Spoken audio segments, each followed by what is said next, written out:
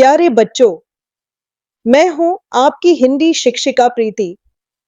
आप और हम बहुत भाग्यशाली हैं कि हम माउंट एनलाइटनमेंट इंटरनेशनल के प्रयोगात्मक और रचनात्मक मंच नोवा लर्न पर हिंदी के तीसरे ग्रेड का पहला पाठ पढ़ रहे हैं। आज का हमारा पाठ है फूलों से सीखो।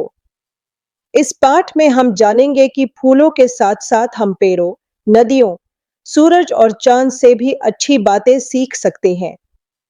पेड़ हमें सिखाते हैं बांटना, नदियां बहते रहना, सूरज मेहनत करना और चांद शांति देना। प्रकृति हमें हर पल जीवन जीने का नया संदेश देती है। प्रस्तुत अध्याय में बताया गया है कि फूल जितने सुंदर और कोमल दिखाई देते हैं, उतना ही सुंदर और कोमल उनका स्वभाव भी होता है। मतलब फूल हमें बड़े सुंदर दिखते हैं, सॉफ्ट से दिखते हैं, तो ऐसे ही उनका जो स्वभाव होता है वो भी वैसे ही होता है। मतलब उनकी जो प्रकृति होती है वो भी ऐसी ही होती है। कांटों में रहकर भी वे सुगंध और प्यार बिखेरते हैं। कांटों में जैसे बहुत सारे फूल के साथ कांटे भी होते हैं, तो कांटों में रहने के बावजूद भी वो अपनी खुशबू फैलाते हैं, प्यार बिखेरते हैं। आइए इस कविता में फूलों के बारे में जानें। सोचकर बताइए कि आपको कौन कौन से फूल पसंद है और क्यों। क्या आपने कभी किसी को कोई फूल उपहार में दिया है? कब और क्यों?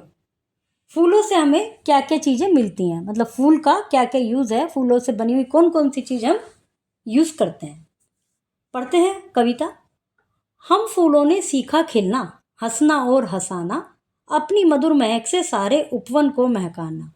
इसमें जो नरेटर हैं, जो कवि हैं, वो कहते हैं, फूलों की तरफ से कह रहे हैं कि हम फूलों ने सीखा है खिलना। शुरू से हम खिलते हैं, हंसना हंसाना, अपनी अच्छी महक से हम सारे बाग को खुशबू से भर देते हैं। मंद पवन में झूम झूम कर डाली पर इतराना, भौरों के मन के प्याले को मधुर रस से भर जाना। मंद पवन मतलब धीमी धीमी हवा में झूम झूम कर, हिल हिल कर हम डाली पर इतराते हैं, मतलब खुश होते हैं।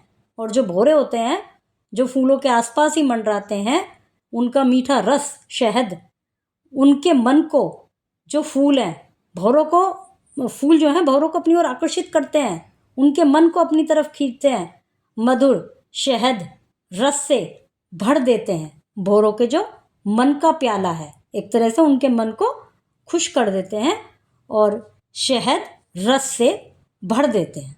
चपल परों की रंगत हमसे पाती। तितली जो होती है, चपल मतलब चंचल, पर मैंने पंख, उनकी जो रंगत है, रंग है, वो हमसे ही पाती है, ऐसा फूल कह रहे हैं। इधर उधर उड़ अपनी छवि से सबका चित लुभाती। और तितली क्या करती है? इधर उधर उड़ती रहती है। वो अपनी छवि से, मतलब अपनी रूप से, अपनी आकृति से सबके मन को लुभाती है।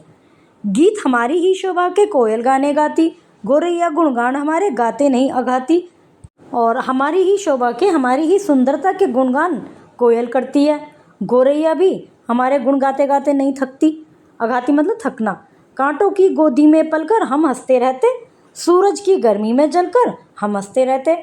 फूलों का कहना है कि कांटे होने के बावजूद भी, एक तरह से कांटों की गोदी में बैठे हम, तब भी हम हंसते रहते हैं।